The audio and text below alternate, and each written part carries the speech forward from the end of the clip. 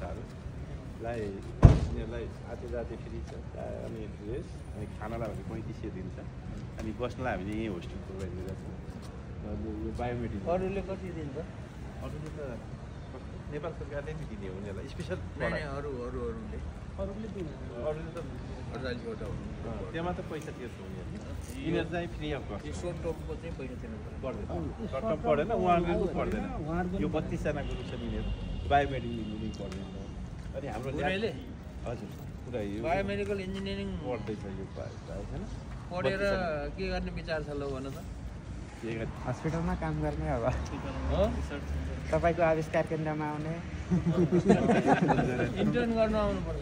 आउने sir intern गर्न अब हामी तयारी गरिरहेको छौँ त्यो इन्टर्न गर्ने अहिले इक्जाम सकिसकेपछि हामी इन्टर्न गर्न आविष्कार केन्द्रतिर जानु गएर